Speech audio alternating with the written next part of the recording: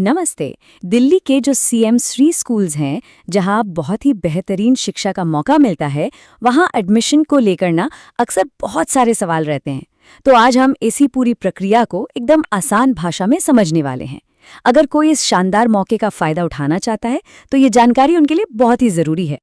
तो पहला सवाल यही आता है मन में कि इन शानदार स्कूलों में क्लास 6, 9 या फिर 11 में एडमिशन कैसे लिया जाए। आखिर ये वही स्कूल हैं जो छात्रों को एक बेहतरीन भविष्य के लिए तैयार करते हैं।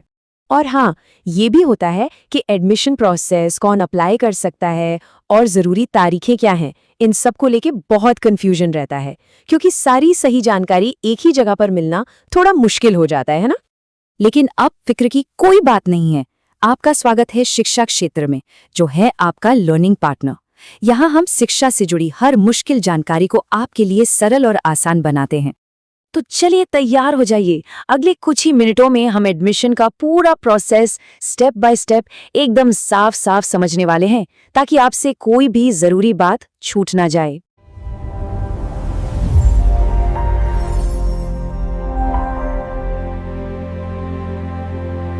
ठीक है, तो शुरू करते हैं।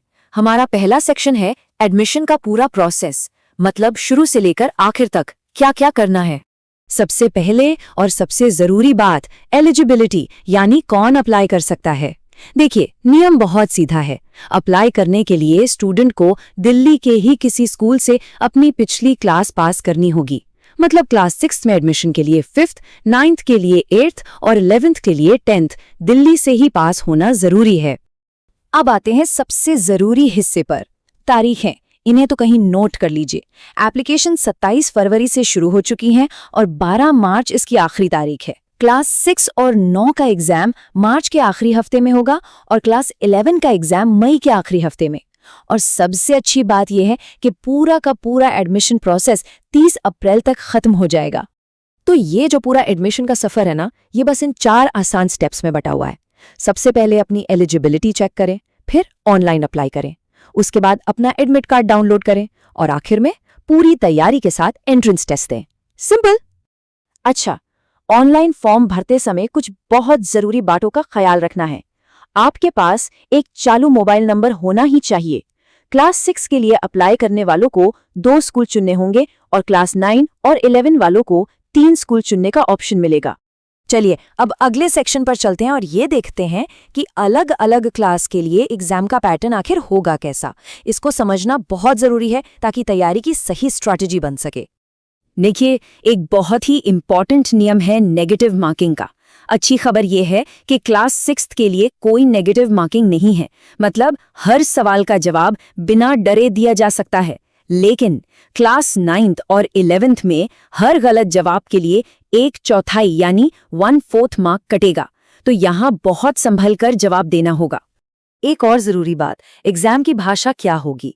तो क्लास 6 का पेपर हिंदी और इंग्लिश दोनों भाषाओं में आएगा, जो कि स्टूडेंट्स के लिए बहुत बढ़िया है। लेकिन ध्यान रहे, क्लास 9th और 11th का पेपर सिर्फ और सिर्फ इंग्लिश में होगा, तो तैयारी भी उसी हिसाब से करनी होगी।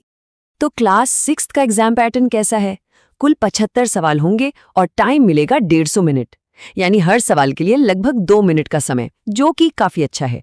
ये पेपर 300 नंबर का होगा और इसमें Hindi, English, general awareness, mental ability और न्यूमेरिकल एप्टीट्यूड जैसे सब्जेक्ट्स पर आपकी पकड़ मजबूत होनी चाहिए। अब बात करते हैं क्लास 9th की। यहाँ सवाल बढ़कर 100 हो गए हैं, लेकिन टाइम 150 मिनट ही है। इसका सीधा मतलब है कि यहाँ स्पीड बहुत मैटर करेगी। हर सवाल के लिए मुश्किल से 1.5 मिनट का ही टाइम है। ये एग्जाम 400 नंबर का है और इसमें English, general awareness, mental ability, science और मैथ्स पर फोकस रहेगा। क्लास 11th के लिए भी 100 सवाल और 400 नंबर हैं, लेकिन यहाँ टाइम बढ़ाकर 180 मिनट यानी पूरे 3 घंटे कर दिया गया है। ये एक्स्ट्रा टाइम इसलिए है क्योंकि लैंग्वेज और मेंटल एबिलिटी के अलावा 60 सवाल आपके चुने हुए स्ट्रीम यानी साइंस, कॉमर्स या ह्यूमैनिटीज से होंगे, जिनके लिए थोड़ा ज्यादा सोचना पड़ेगा। अच्छा, अब सबसे बड़ा सवाल आता है कि भाई पढ़ना क्या है। चलिए सिलेबस पर भी एक नज़र डाल लेते हैं ताकि तैयारी को एक सही दिशा मिल सके। तो तैयारी के लिए मेन टॉपिक्स कौन से हैं? मेंटल एबिलिटी में आपकी लॉजिकल सोच को परखने के लिए सीरीज, कोडिंग, डिकोडिंग जैसे टॉपिक्स होंगे। जनरल अवेयरनेस में नेशनल, करंट अफेयर्स और स्टैटिक जीके जैसे जरूरी दिन और राजधानियों की जानकारी होनी चाहिए। इंग्लिश में ग्रामर के बेसिक्स और हाँ, साइंस मैथ्स का सिलेबस आपकी पिछली क्लास पर ही बेस्ड होगा। ठीक है, अब हम जानकारी के आखिरी और बहुत ही काम के हिस्से पर आ गए हैं। यहाँ कुछ जरूरी टिप्स और सलाह हैं जो इस पूरी प्रक्रिया में आपकी बहुत मदद करेंगी। देखिए, अक्सर कुछ गलतियां हो जाती हैं जिनसे बचना बहुत जरूरी है, जैसे आखिरी तारीख यानी 12 मार्च का इंतजार करना। ये बिल्कुल मत कीजिएगा। फॉर्म में कोई भी गलत जानकारी मत भरिएगा। OMR शीट पर प्रैक्टिस जरूर करिएगा और खासकर क्लास 9 और 11 वाले नेगेटिव मार्किंग के नियम को भूलकर भी नजरअंदाज मत करना। और हाँ, अगर तैयारी को और भी मजबूत करना चाहते हैं तो हमारे चैनल की प्लेलिस्ट में जाकर पिछले सालों में पूछे गए सवाल और उनका फॉर्मेट देख सकते हैं। इससे आपकी तैयारी में 4 चांद लग जाएंगे। अगर ये जानकारी आपको काम की लगी तो इसे एक लाइक जरूर दीजिएगा ताकि हमें पता चले कि ऐसी जानकारी आपको और चाहिए। इसे अपने दोस्तों और परिवार वालों के साथ भी शेयर करें ताकि ये सही जानकारी ज्यादा से ज्यादा लोगों तक पहुंच सके और उनकी भी मदद हो। और भविष्य में भी ऐसी ही जरूरी अपडेट्स आपको समय पर मिलती रहें, इसके लिए शिक्षा क्षेत्र को सब्सक्राइब करना बिल्कुल मत भूलिएगा। और आखिर में, इस पूरी जानकारी के PDF नोट्स और दूसरे जरूरी अपडेट्स के लिए हमें टेलीग्राम पर फॉलो करें। हमारा हैंडल है @शिक्षाक्षेत्र। आपकी तैयारी के लिए बहुत बहुत शुभकामनाएं।